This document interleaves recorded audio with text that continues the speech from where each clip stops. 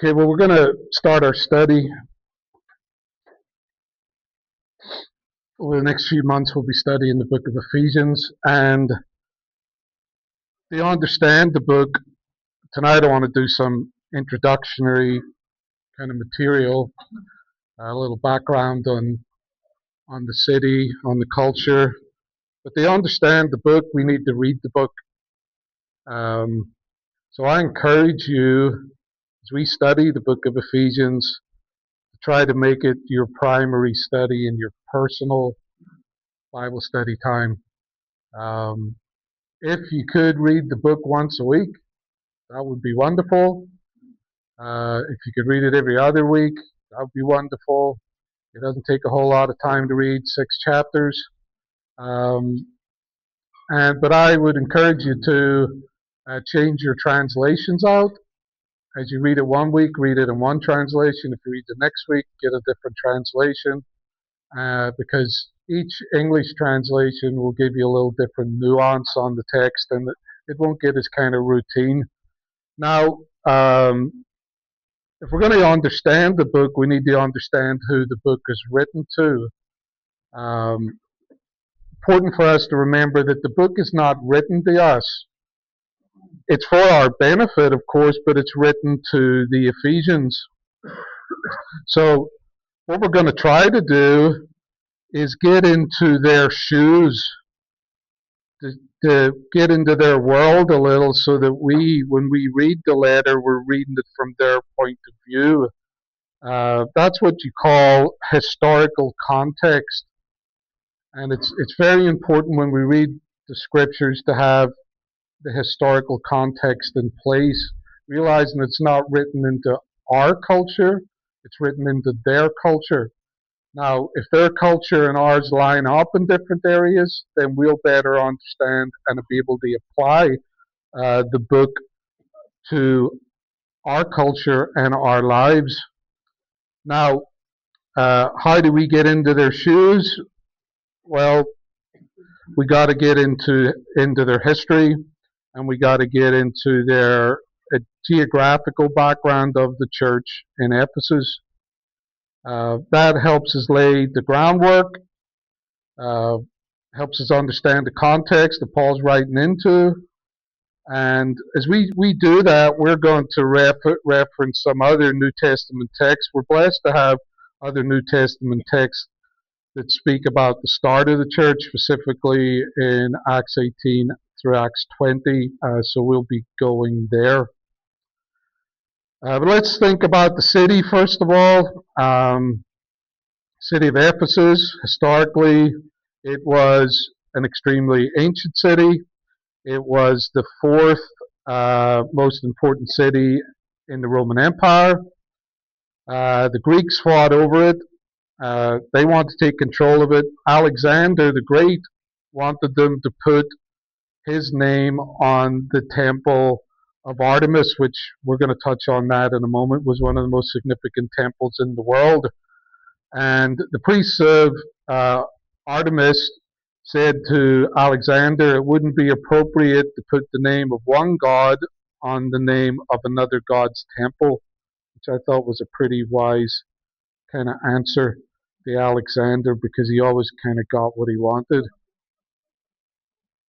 It is kind of toady, but probably saved all their lives. So it was at this time that the text is written. It was under Roman law, and Romans were very interested in it because of its significance trade-wise, spiritually. It's in modern-day Turkey. It's one of the most preserved archaeological sites, biblical sites, and it's in modern-day Turkey on the coast. And it has a lot of interest because they're still excavating the ruins. We're going to look at a couple of videos over the next few weeks, if I can get a television sorted out it's smart enough to get on YouTube. There's some interesting short videos I'd like to watch as we study the book. It'll give us some insight into the history of the city. Size-wise, it was the size of Sioux Falls. The population of Sioux Falls. Anybody know what the population of Sioux Falls is? There's definitely more than 3 people there. Thank you. 250,000. Yeah, quarter million, 250,000. Um, Now the majority of the city would have been Gentiles. That means there were people like us. There was enough Jews in the city to have a synagogue, and I think the minimum was 12 adult men to establish a synagogue. So there was a Jewish population there. Uh, so there's possibly uh, some Christians there who were converted in Jerusalem on the day of Pentecost. That's a very strong possibility. But a quarter of the city, 60,000 people in the city were slaves. And that's important to keep in mind. Now, the slavery that they had wasn't at times the way we think of slavery uh, that happened in this country. Slaves had certain rights. Some of them rose up at quite prominent positions within the city, but they were a class of people. And Paul is going to address the slaves, I believe, in Ephesians chapter 5 uh, to the Christians. So there was slaves amongst the Christians. Uh, Now, when it comes to the number of Christians in the city, we don't have a solid number. It could be up in the high hundreds. It could be in the low thousands. But they were making enough impact in the city. We're going to see that the pagan silversmiths who made the idols of Artemis saw there was a danger to their trade because there was conversions to this god, and Artemis was seen as a false god. So, but the majority of them would have been Gentiles uh, coming from paganism, and the paganism in this city and in that area, and we're going to look at that in a moment. Again, there would have been some Jews amongst them. There would have been free men amongst them, meaning that they had rights compared to the slaves who were their rights were curtailed. The city proper, it had a wall around it that was 10.5 feet thick, with a guard tower every 100 feet. It covered the city covered 2 square miles. Give you an idea of the size of it. When we look some of the videos at a later date, you'll get a better handle on these things. The main things that made this an important city was it had a harbor. It was deep, and that meant if they had a deep harbor there, what would that be good for? Sorry, for trade, right? For ships coming in and moving goods around the world. So Ephesus was a serious trade center for the Roman Empire. Unfortunately, their harbor came out of an area where there was a lot of silt, and it carried a lot of silt into the bay. And over time, the bay, it started to silt up. The Romans even had a process for clearing that silt out of the water, but eventually it dried it up, and that's what killed the city off. Was that they lost that deep um, the ability to dock the ships and stuff there, turned into a giant swamp. Now, at center of the city, and this is probably the most important thing to keep in mind, was the Temple of Artemis. She was also known as Diana, but we are going to refer to her as Artemis. Now, Artemis's temple was the size of a football stadium. Uh, it was 200. The worship area was 225 feet long, and it was 225 feet wide. It had 127 pillars that reached up and held the roof up, and they were all 60 foot high. It took 120 to 210 years to build it. Artemis was a female deity. She, at this time, was one of the most prominent female deities in the world. She was known by different names uh, around the world, but she was worshipped all over the world, and this was her biggest temple. So, what would that do for the city? It bring a lot of attraction from who? Pagans. Pagan worshippers would come, and they would make pilgrimages to this temple to worship Diana. And when you have tourists coming into the area, what do you have coming into the area? Trade. You might have sickness as well. That's a good point. Yeah. Money, right? They got their tourist dollar, right?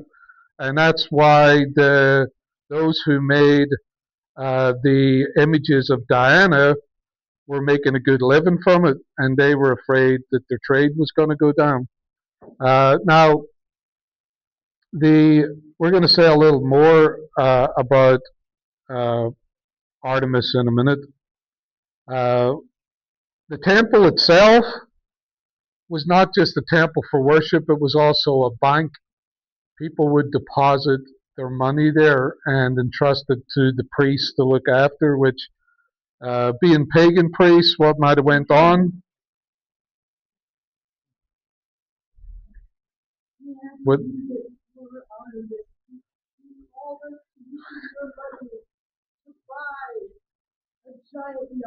Okay, so there could have been a bit of skullduggery going on. Bankers have not always known to be trustworthy, but pagan bankers even more. Uh, Said it was visited by thousands of visitors. Uh, the industry, cottage industry, was idols and images. Here's an interesting thing about the temple.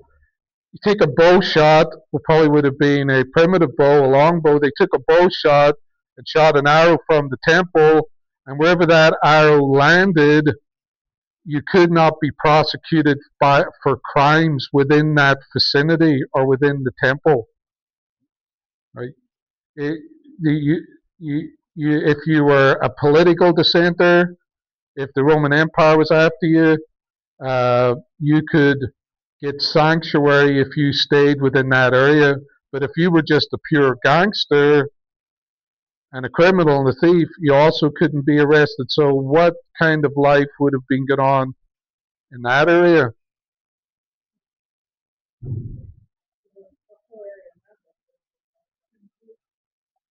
Yeah, that's a good point. It would have been the hood. It would have been the hood. Yeah, yeah. Chicago. Yeah, yeah. Maybe Detroit. So, well, maybe it's a bit more like. No, it could be a bit more like Sioux Falls than we think. so, so that was the law. Now, of course, if the Romans wanted to get you, you were going to be got, right? Yeah, you just had a serious accident in the precincts of the temple. But that went on. They used to Artemis. They had one festival for Artemis once a year. That was at one time. I think it went for a week, and then later on, the Romans expanded it for a month. It was a whole month of festivities. Uh, but the center of it was they took the idol of Artemis and they paraded it all the full circuit of the city, and the crowds came out and worshipped this idol. Now, I'm not sure on the height of it, but I think it was in the 10, 12 feet kind of height. And but she would have had other parades through the city, and the priests of Artemis would have carried her around. And what was the purpose and point of that? Bring attention to her. Yeah.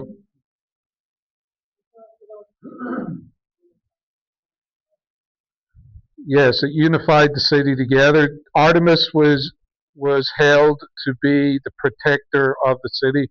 In fact, I think on some of her images she had a wall as a crown. So she would protect the city. So the whole city was dedicated. Now that was just one parade. That was the most significant, this yearly festival. At other times, they paraded other images of her around the city too. One man in particular, can't remember his name, dedicated his whole fortune to promoting these kind of parades around the city. Obviously, had a lot of faith in Artemis. So she was a fertility goddess. If you couldn't have kids, you went to see Artemis, and she was the one who was meant to make you fertile. Her priests were meant to be virgins, not the priests. Her servants were meant to be virgins, but her priests were eunuchs, male eunuchs, who were the main priests. But the girls that served at the temple were meant to be virgins. Um, Okay, so that's a little on Artemis. We're going to do, as we move forward, we're going to have to visit more about her in the future. There was another temple, the temple which was important, was the temple of Serapis. Serapis was the male god. He was known as the father. At times, the pagans had this tendency to have a couple uh, within the hierarchy of their deities. And Serapis and images of Artemis would be seen together. Uh, he, as a crown, would have a sheaf of wheat. What would that indicate? His job was? Sorry? God of the harvest, right? That's what he was mainly known for. He blessed the crops. Um, he was also seen to be a god of war as well. But the center of his worship was in Alexandria of Egypt, and his biggest image was there. Serapis was a made up god. The Egyptians wanted to merge their religion with the Greeks, so they took their male deity and made up Serapis, put the two of them together, and made one god. But it was all, what would be the point of that? Unifying the people, right? If a people worship the same God, it brings them closer together. Uh, Now, in the temple of Serapis in Alexandria, the priests had the priests plotted, and we believe they achieved, putting magnets in the walls of the alcove and in the ceiling of where that image was held, and they achieved to make it float in the air. Why would they do that?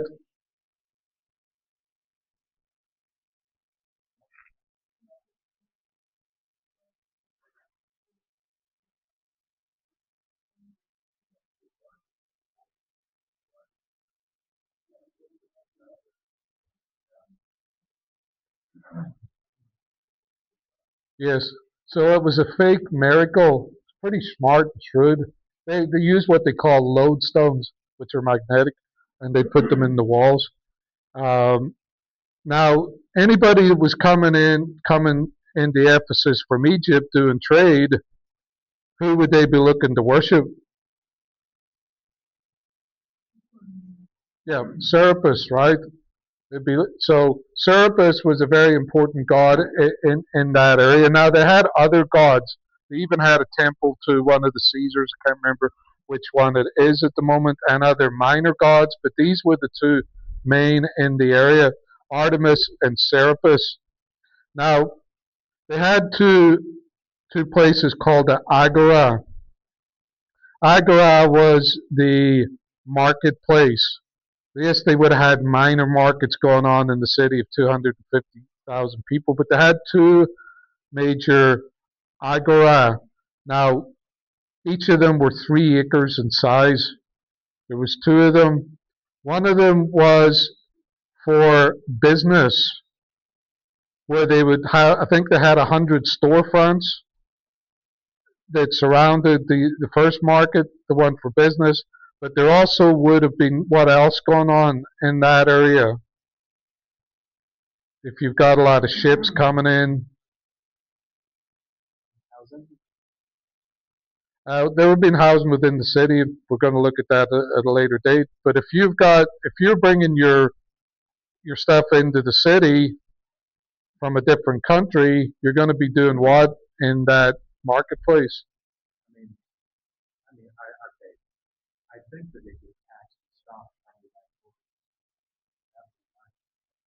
Everybody paid tax when it came to the Romans. So yeah, that's a good point. But there'd be sorry, the ice. Okay, well, if you paid your taxes, you were pretty good with the Romans, and you weren't trying to overthrow them. But there would have been a lot of business going on there as well, right? A lot of huge business deals being going on with the international traders because they weren't just selling their wine or their whatever at in the market stalls. They would have been doing business deals. The other agora uh, was for government. It was a political center, and that's where the heart of uh, local government would be meeting. Now there was other things going on, announcements made to the city by the officials from there, but they're two main places. Now another thing they had in the city, which was very prominent, was baths. The Romans liked to bathe once a day. They had three major ones. Uh, they had water piped in there, and they even had underground heating for the floors. What does that tell you about them? Sorry? Yeah, this wasn't. Let's get the idea of the ancient world being all about huts with hay, roofs or straw roofs. These guys knew what they were doing. They had aqueducts, they had water running in there, and they had three major bath places. But also attached to the baths would have been gyms, gymnasiums. What's that tell you about them? Yeah. Now they would have been separated between the men and the women. The men and the women didn't mix. But fitness and health was something major with these people. But the baths were also areas. They had reading rooms. They had places that they could get together to discuss with each other different topics. There was a lot more socializing going on, but there was also sexual immorality that we don't need to go into the details of. But that was going on as well. Prostitutes, things were known to, frequent these areas.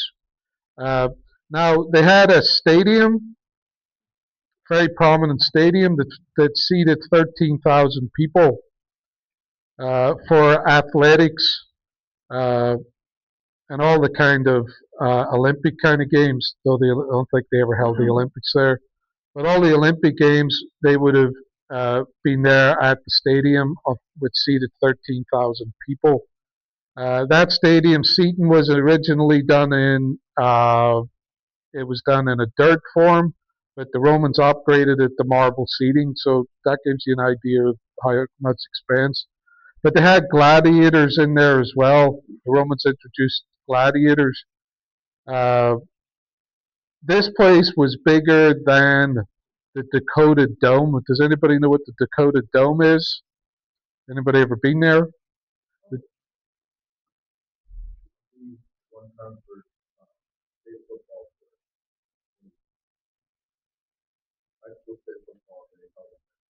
And that's the University of South Dakota.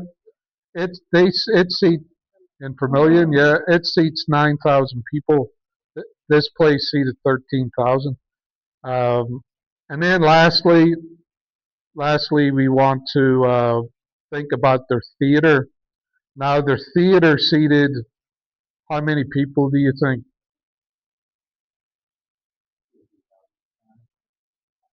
Anybody want to up that number? 15, little or 25,000, right? The theater, the theater um, seated 25,000. Now the stage, and the stage itself was 60 feet high, right? The back of the stage was 60 feet high, and the uh, the flooring in front of it was 80 feet wide, 85 feet wide, right? Uh, they had a place in front of the seating which was 100 feet wide for bigger events that went on there. They called that the orchestra, but it's not how we think about orchestra. Um, so let's let's start with that and think about the culture. Uh, oh, I missed this. They had libraries.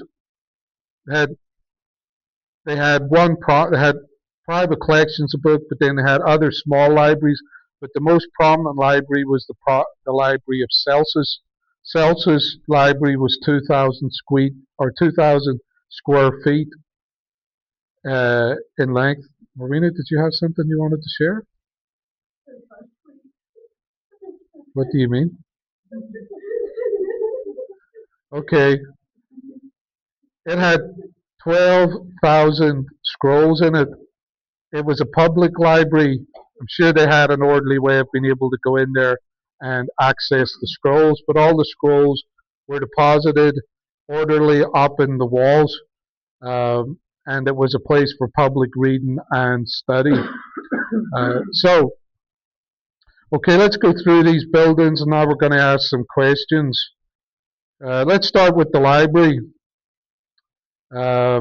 What can you learn about the culture from the libraries? Specifically, that one. It was one of the most prominent in Rome at the time. Nathan, okay, okay, good, good,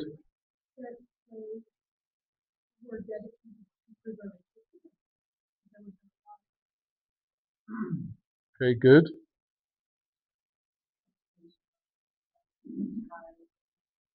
Sorry. Yes, good.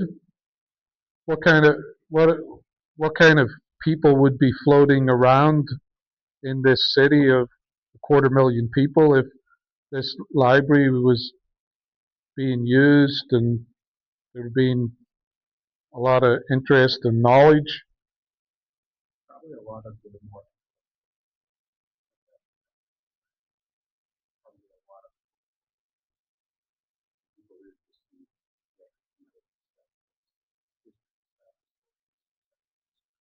Okay, good,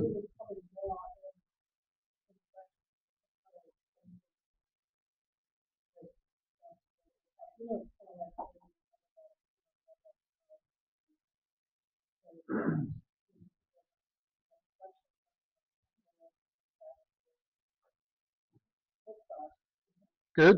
That's a good way of putting it. A college city.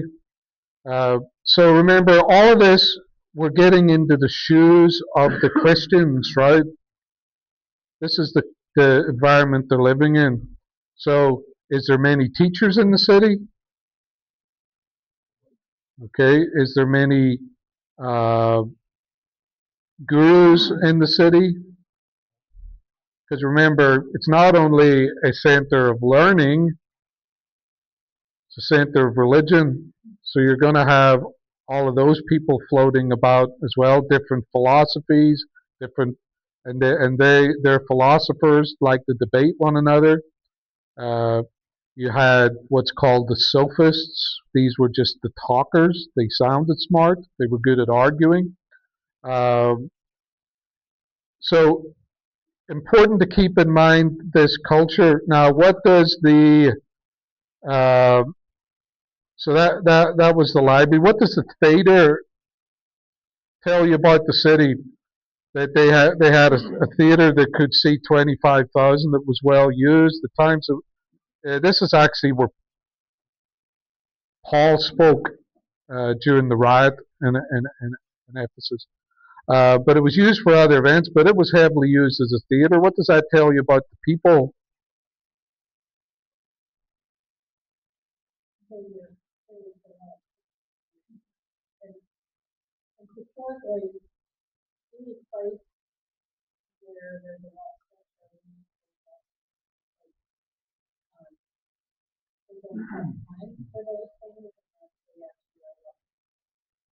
Yes, good.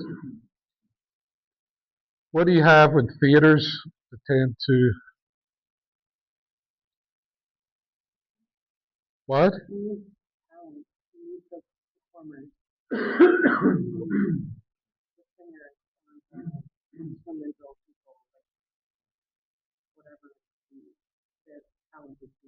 Yes. And what what do we tend to do with talented actors? Yes. So would that be happening in the city? It was kind of like a bit of a Hollywood scene going on there when it came to these people. Um, so anything else on the theater we could learn about the culture? We've already said that they had the wealth to be able to uh, promote these things, enjoy these things.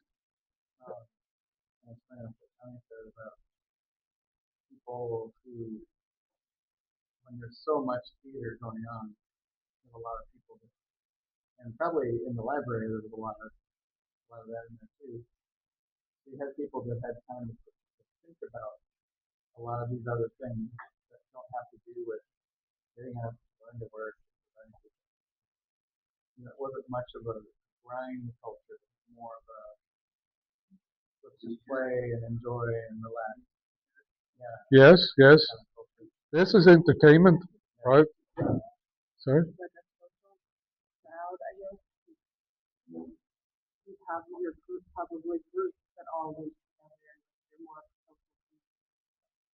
a good point. You think there was better seating for certain people than others? Oh yeah, there would be premium seating, right? Uh, now, what about mixed in with that? Now think about the stadium. What's the stadium say about the culture? Sorry, why?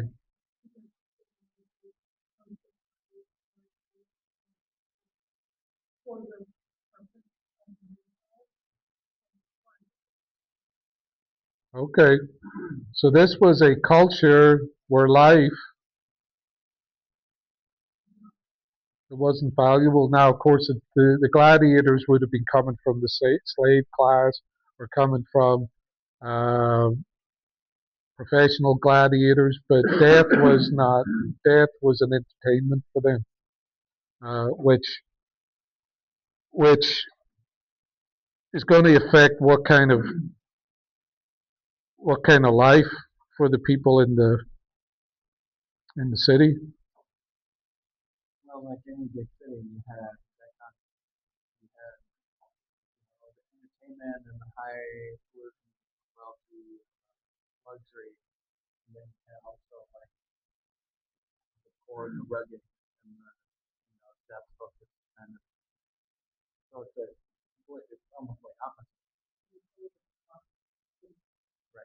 Yeah. Good. So, what about the agora?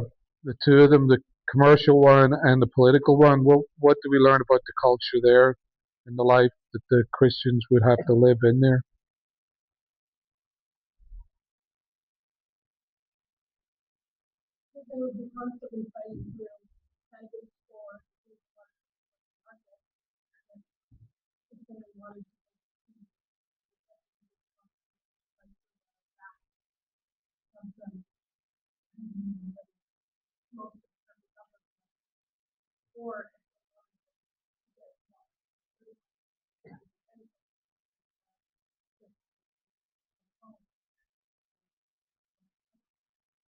Okay, amazing.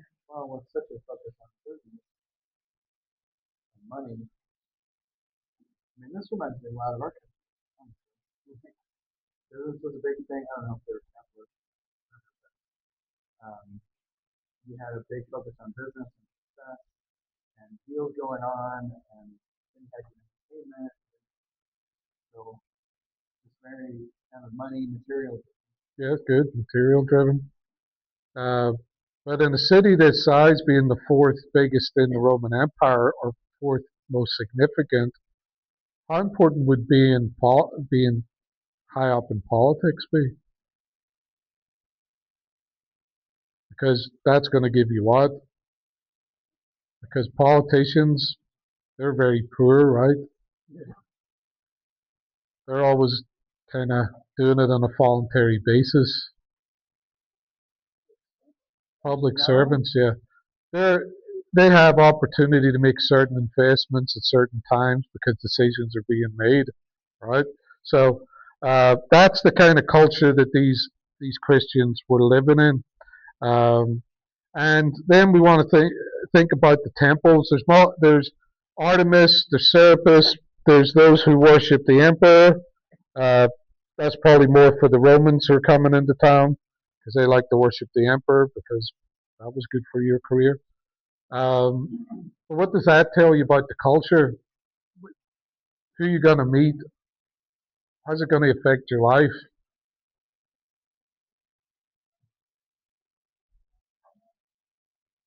All these different gods. Everybody can choose. You can do your entertainment, you can do your business, you know, like your religious box. You know, you can feel like you're a well-rounded person. And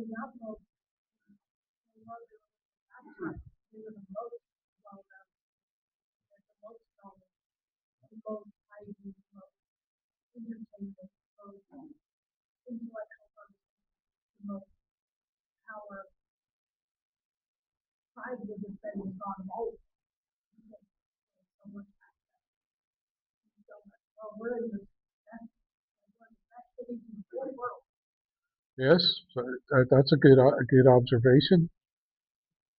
But let's think about Artemis, for instance, right? Who is Artemis?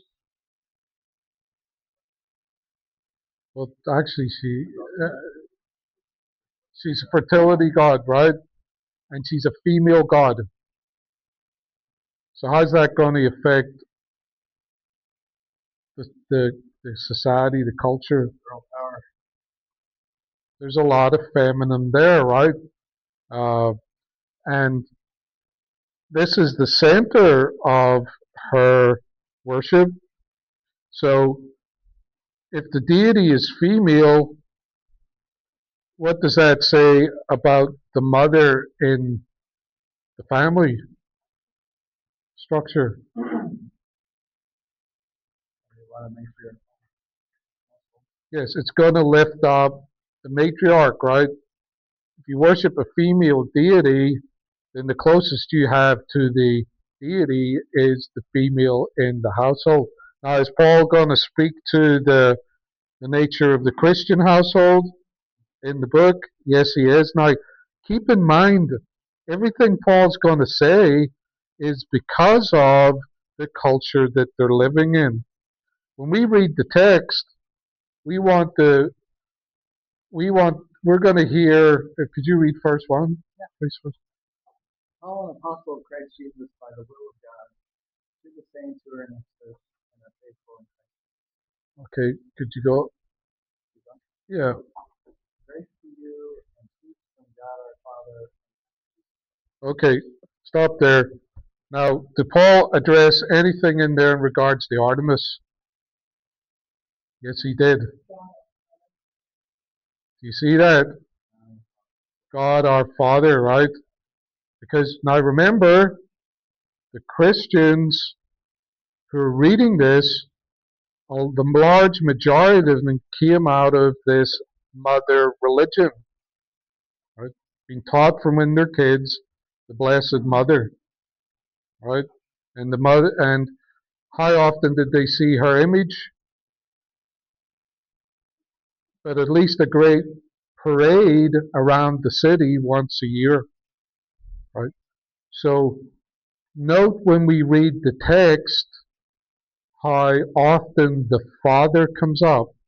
The Father, the Father. Now, Serapis was known as the Father, but he was a kind of minor player here. But this whole worship of Artemis was the big one of the biggest issues that the early Christians had to face. Uh,